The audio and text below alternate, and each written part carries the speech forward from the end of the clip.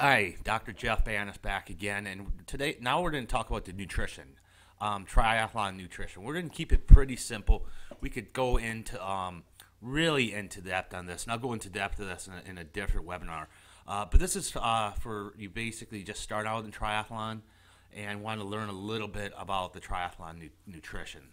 Okay, so not the first thing, of course, I ever they're practice and training, and it seems obvious, but a lot of people don't do that. And nutrition is a huge factor in the race. It is usually called the fourth discipline, and it becomes much more important as we go on to the bigger distances. And everybody has their opinion about different products and nutrition. So I'll just kind of give you my take, kind of keep it pretty simple.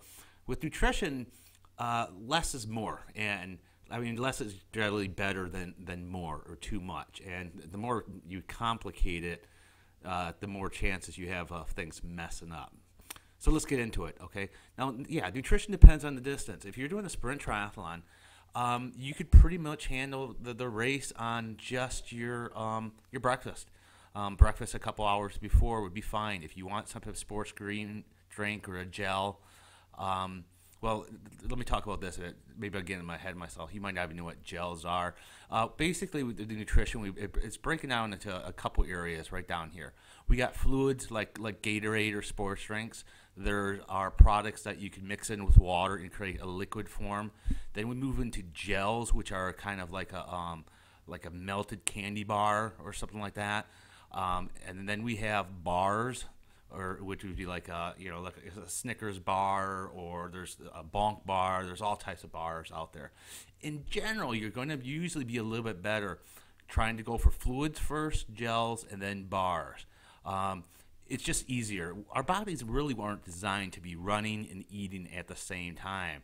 So there's a lot of GI problems that will happen as far as eating. And that's why I say you really need to practice during your training. See what works for you. Try different products and see what works. Some people have no GI problems that eat at all. Those are those guys that could eat a slice of pizza while they're running. Other times, nutrition becomes a huge problem and causes a lot of people to have to quit the triathlon because their stomach's so sad or throwing up. Like I said, I'll get into a lot more specific in another video. But how much nutrition you're going to need depends on the distance, okay? For Olympic and above, you're going to need to eat during the race, okay?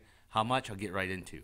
Now, before the race, before your race or training, if you're doing easy aerobic zone 1 type of stuff for less than 2 hours, you really don't need any nutrition during that time. I typically don't have any of my athletes eat any nutrition for something that small. Just your little breakfast. I've gone out even without a breakfast and going off and done easy aerobic like that. That's actually good, a way to teach your body how to burn fat, because you're kind of running or exercising in a fasted state. But if you're going to do zone 3 or harder, or 2+ hours of training, yeah, you might want to try about 400 to 600 worth of calories 2 to 3 hours before you're going to go out. That's going to give your body a little chance to digest that. Now, during training, you're going to find tons and tons of formulas out there as far as put your body weight in and how many calories you should be taking. It depends. A lot of times, everybody's different. It depends if your body has been taught to burn fat as the primary source of fuel, like I talked about earlier in this series, or I've talked about in my VO2 metabolic testing, how your body burns fat. If you haven't watched that, go watch that, because if you could teach your body how to burn fat, then you don't have to take in as much calories, because your body's getting the calories from its own fat. And that's why this is really important, to teach your body to burn fat, because if you could do that, you could take in less calories because you're getting calories from your own body. If you're not burning fat, then you need to eat, and that runs the risk of GI problems. So instead of spending all that time, you could spend some time and do some of the charts and calculate maybe what you need. I typically, start out 200, 250 calories an hour of whatever type of product that you like, and then work your way up for there. Meaning, experiment. Go out, do your hour bike ride, your 2 hour bike ride, whatever you're doing. Try to get that number of calories in. If you feel tired, a little bit more fatigued, depressed, hungry, add a little bit more in. You might reach this point that you're so bloated because you're eating too much. Typically, I see people that they eat too much, but you want to practice your nutrition. So it's best not to overcomplicate it. Just try to get in, 400, 600 calories before, if it's 2 to 3 hours before, and then start around 200, 250 during your training, and then work your way up from there. If you take in 300 calories and you feel really good, no GI problems, you don't feel like you're falling asleep or tired or bonking, then you probably hit the right spot. Okay. Couple little tips. Like I mentioned, with nutrition, less is generally better than too much. You see these guys that have these bars or these goos all taped down to their bar, and they're only doing an Olympic distance triathlon, and it's silly. The last race I did was Olympic distance just outside of Las Vegas. 3 hours. It took me 3 hours, and I had water. I had my calories a couple hours before, and then I just had water, and I was fine. At the very end, I was starting to maybe get a little lightheaded, but at that point, it just got to the point where I wanted to see if I could just do it without any calories. Couple little tips.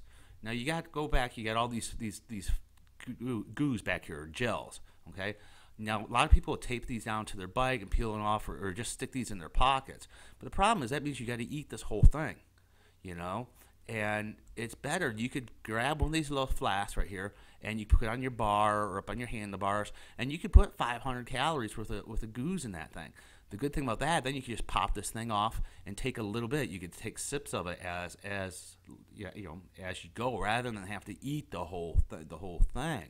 And you can put fluids in these tubes, and you can always have similar things on your run belt, like I showed back in the other video of me right here. You see I'm wearing this right here, and you could carry your nutrition with you if you want to. A little tip: amino acids. Man, if there's one product out there that I've really felt a difference on, and my clients, is really good, a high quality amino acid supplement that you take a little bit before you start training and as you're training or during your race. I mean, I've had people call it the fountain of youth. If you really want to push your body to its ability, try practicing on some high quality amino acids. I have another video where we talk a little bit. A nutrition tip: a Coke. Coke is the savior usually. What I'll do, I will put a Coke on my bike for the start of the bike. Don't fill it up all the way to the top because it's going to overflow because of the foam, the carbonation. But a lot of times you may swallow a little water or air during the swim, and you just want to burp, and you just feel like if you were going to burp, you'd be so much better. Get on that bike, ride a little bit, and then guzzle that Coke, and it just causes you to burp up off of that air that you might have swallowed, or get some relief from maybe some of the water that you swallowed. Now, in the run course, they typically, on the longer distances, Olympics and above, they may have some Coke.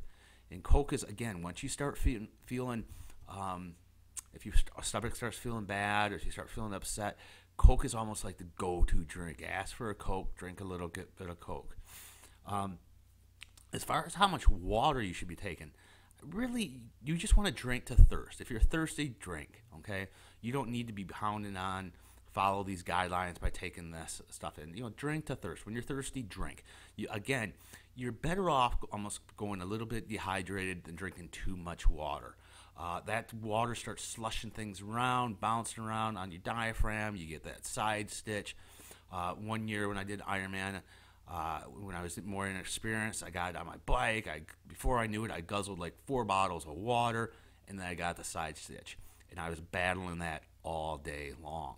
So just drink to thirst. Oh, one other thing too, when you're using these gels, okay, don't mix gels with a sports drink. So if you have a little gel, if you got it in here and you're riding in your bike, slosh it down with a little bit of water. Good book for reference, Waterlogged by Dr. Tim Notes. He goes over a lot of the misconceptions about overhydrating and water, and a lot about the sports drink and electrolytes. I'm not going to really get into electrolytes right now. Read that book, Dr. Tim Noakes, Waterlog. Personally, I don't use electrolytes even during Ironman course. Aero bottle. This is what that aero bottle is here. That's great if you got the tri-bars right here, because you got the straw right here and you just dip down and sip it. It really stops you from having to grab your water bottle out here and put it up, and just a better chance to drink some water without crashing. And then you can just grab a water, you just dump the water back in the top right here, and you're good to go. One other quick thing, you need to find out what you're going to have on course. Because maybe you train with a Hammer nutrition product and then they got Gatorade or something like that on the course, and you're not used to that. So if you're not training with what's on the course, then you're going to have to carry it with you. They will have everything on the course, but sometimes it's the stuff that nobody likes, and the goos that nobody likes. And the last thing you want to do is ruin your race by trying something you never did. And that's one of the final rules here. You never want to try anything nutrition that you didn't do in training. That being said, be expected to do so, okay? Especially if you're doing something long one. There's times where you could practice your nutrition, things are going good. Next thing you know, you drink one of your products and you feel like you're going to puke, and that's done. And now you're stuck to what's out there in the course, or maybe you show up and you forget your nutrition, okay? So like I said, I'm going to get into a little bit more detailed on specific supplements and stuff like that, and more into depth on another podcast. Next, we're going to take you into the race.